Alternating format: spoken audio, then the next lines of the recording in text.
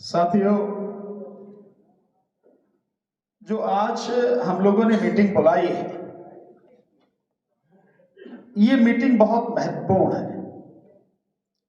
और जैसे आदरणीय डीसी कपिल साहब बता चुके हैं कि हमने भिन्न भिन्न जो संगठन हैं, ये जो अपने आप में सामाजिक स्तर पर या राजनीतिक स्तर पर जो मजबूत साथी हैं, जो अपना एक वजूद रखते हैं, उन्हीं साथियों को हम लोगों ने बुलाया। और इसका मकसद बिल्कुल सीधा सा है कि जो 25 तारीख को हम लोगों ने 1 महीने पहले कॉल दी थी कि प्रधानमंत्री का घेराव करेंगे, उसके लिए जंतर मंतर पर इकट्ठे होंगे और उसके बाद वहां से हम प्रधानमंत्री के घेराव के लिए पीएमओ की तरफ हम लोग जाएंगे। वो 25 तारीख का आपका आंदोलन सफल हो सके, उसके लिए खास साथियों को बुलाया था। यद्यपि इसमें कोई शक नहीं है कि यहां पे कुछ साथी तो इतने मजबूत हैं कि अगर वो अकेले चाहें तो अकेले ही उस आंदोलन को इतना बड़ा बना सकते हैं, इतनी संख्या में लोगों को वहां इकट्ठा कर सकते हैं कि बाकी की शायद जरूरत भी न रहे। इतने मजबूत साथी हैं।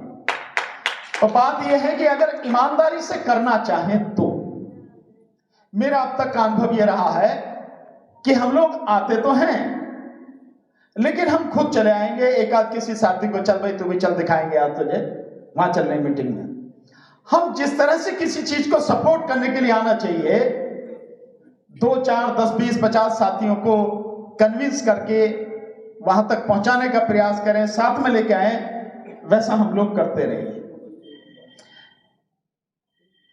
अगर हम इस तरह से करने लगे तो आंदोलन इतने मजबूत हो जाए कि सरकार को ज्यादा आंदोलनों की जरूरत नहीं पड़ेगी। 1-2 आंदोलन में सरकार हिल के घुटनों पर आ जाएगी।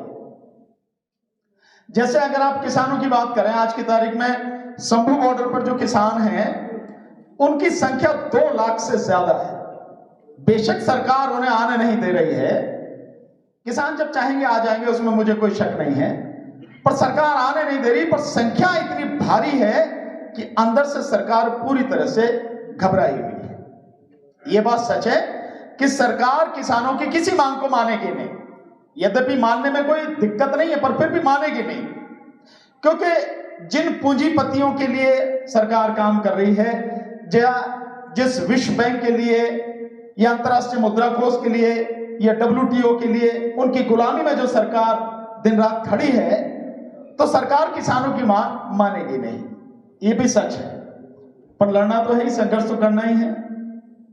ठीक इसी तरह से ये जो ईवीएम की लड़ाई है, हम लोगों ने 2019 से जब शुरू की और आज हम जहां खड़े हैं, जमीन आसमान का इसमें अंतर है।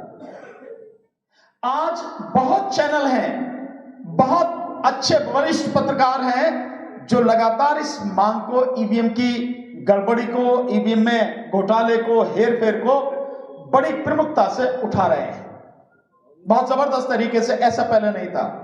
और अब ये उस कगार पे है कि जनता अगर एक बार थोड़ा सा खड़ी हो गई, जैसे मैं ये मानूं कि जो 25 तारीख को हम लोग आंदोलन कर रहे हैं, अगर इसी में मजबूती के साथ में आ गई, तो आप समझ लीजिए कि इलेक्शन कमीशन और ये सब भरभरा के उठ जाएंगे। इनके बस की नहीं है। आप कुछ इतना शोर मचा हुआ है ईवीएम का इस समय।